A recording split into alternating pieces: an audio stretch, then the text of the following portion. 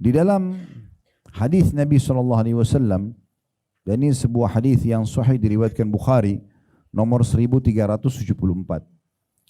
Kata Nabi SAW, Innal abda idha wudi'a fi qabri wa tawalla anhu ashabuhu. Sesungguhnya seorang mayit kalau diantar ke kuburan dan ditinggalkan oleh orang-orang yang mengantarnya, wa innahu la yasma'u qar'ani 'alihim, dan sesungguhnya dia mendengar suara trompa sendal orang yang mengantar.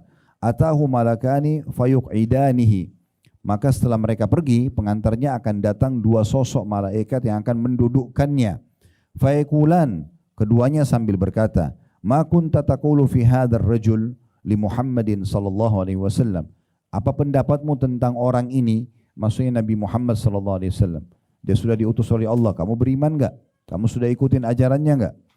Fa ammal mu'minu fayaqul, sementara orang mukmin akan menjawab, asyhadu annahu abdullahi wa rasuluh.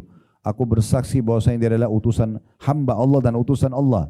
Fayuqalu lahu, maka akan dikatakan kepadanya oleh para malaikat, undur ila maq'adika minan nari qad abdalakallahu bihi maq'adan minal jannati fayarahuma jami'a. Maka malaikat mengatakan, lihatlah, ini tempat dudukmu di neraka, dibukakan pintu neraka, diperlihatkan, ini tempat kamu dulunya kalau kau tidak beriman.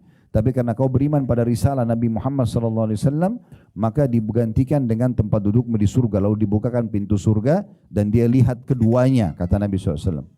Wa ammal munafiq wa awil kafiru fayakulani lah. Adapun orang kafir atau orang munafik, ya, dikatakan kepada keduanya, ma kunta taqulu fi hadzal rajul, yakni Muhammadin sallallahu alaihi wasallam. Bagaimana pendapat kalian tentang orang ini? Maksudnya Nabi Muhammad sallallahu alaihi wasallam. Fayaqul, maka orang kafir dan munafik mengatakan, la adri, saya tidak tahu. Kuntu aqulu ma yaqulun nas, karena saya cuma ikut-ikutan dulu orang bilang apa. Fayuqalu lahu, maka akan dikatakan kepadanya, la daraita wa la talait, ya. Kamu tidak tahu dan kamu tidak akan pernah tahu. Wa yudrabu bimatariqa min hadidin darbatan fayasihu sayhatan yasma'uha man yalihi ghaira thaqalain. Maka kemudian orang itu akan dipukul dengan sebuah besi yang besar, ya, yang membuatnya berteriak, dan teriakannya itu didengar oleh semua makhluk Allah kecuali jin dan manusia. Dalam sebuah riwayat lain dikatakan, kalau jin dan manusia mendengarkan pukulan itu, maka niscaya mereka akan meninggal seketika. Mereka akan meninggal seketika. Di masa Nabi alaihi salatu wassalam, beliau pernah jalan dengan para sahabat dan terdengar suara gemuruh. Sebagian sahabat Allah perdengarkan, tapi tidak semuanya, gitu kan. Lalu Nabi SAW mengatakan, sungguh suara itu adalah siksaan kubur bagi kaum Yahudi yang sedang disiksa di kuburan mereka. Nabi SAW live langsung menyampaikan tentang ada siksa. Dalam riwayat lain, beliau juga SAW pernah melewati dua kuburan.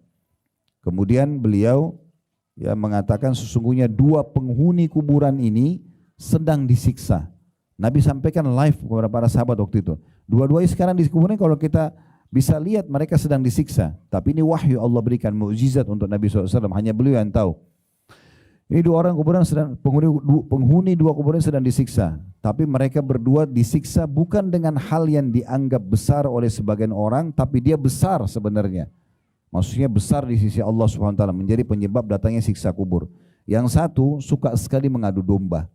Nah ini kalau di bahasa Indonesia kita pakai adu domba, karena biasanya domba itu kalau dua berteman lagi makan sama-sama, kalau kita pisahkan lalu kita hadapkan matanya, mereka bisa langsung berantem.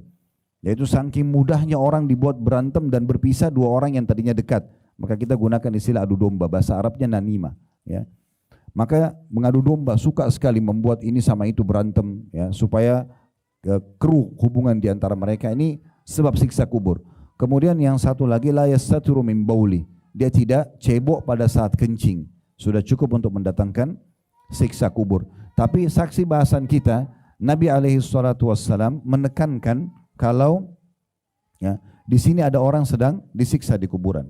Riwayat yang ketiga, riwayat yang sahih juga menyebutkan Nabi SAW pernah lewat juga di pemakaman kuburan. Kemudian beliau berkata kepada dua orang sahabat, seingat saya Anas dan Jabir.